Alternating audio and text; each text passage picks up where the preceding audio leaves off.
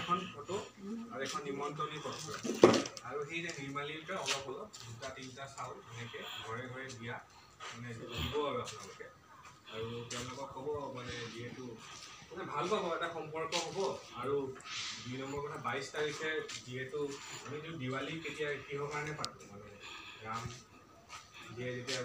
১৪ বছৰ বনবাস কৰিতে ঘূৰি আহিছিল তো এইটোতো আপোনাৰ চাব গ'লে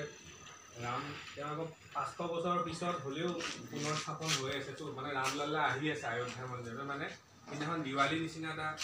পৰিৱেশ কৰিব দিছে মানে যিকেইজন ঘৰত যাব আপোনালোকে ক'ব কি মিনিমাম এটলিষ্ট ৫-১০ চাকি জ্বলায় ফটকা চটকা এইবিলাক দিৱালী সেইবিলাক ফুটাব নিদিব বংশ আৰু যিমান নামঘৰ আছে তাতে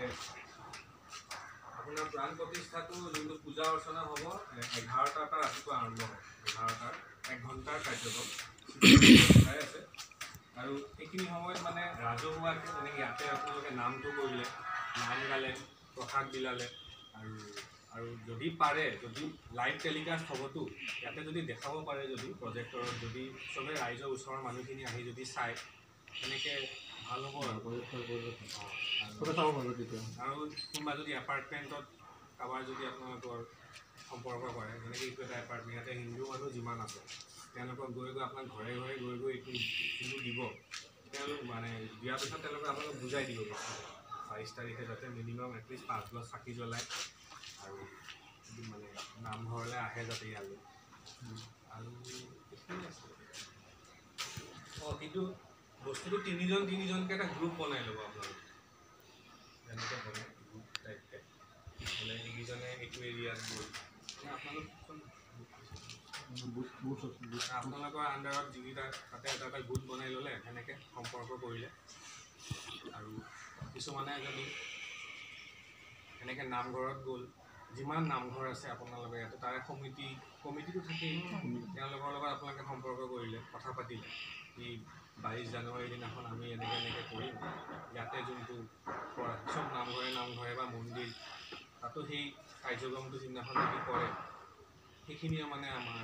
বৰ্তমান টাৰ্গেট আৰু এই ঘৰে ঘৰে সম্পৰ্কটো ১৫ জানুৱাৰী বুলি কৈছে আপোনালোকে যদি পাৰে ২০-২২ জানুৱাৰী ২১ জানুৱাৰীলৈও কৰিব পাৰে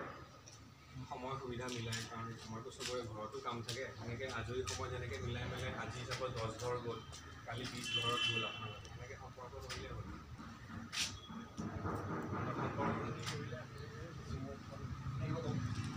আৰু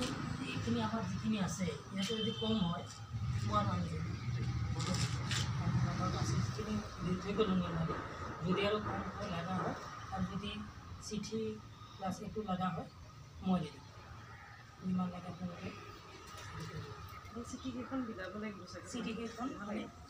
এটাকে চিঠি দিব এনেকৈ দিব লাগিব ওপৰত লগত যাওঁতে এটা শৰাই এটা লৈ যাব হাতেৰে দিলে নিৰ্মালী থাকিব ন শৰাইটো যদি দিয়ে নিৰ্মালীখিনি মানে নিজে হাতে দিব ইয়াতে দিব দি কিনে চিঠি এটা এনেকৈ দি ওপৰত দি কিনে এনেকুৱাকৈ দিব কথাটো বুজিছেনে এনেকৈ ডাইৰেক্ট নিৰ্মালী কৰি দিব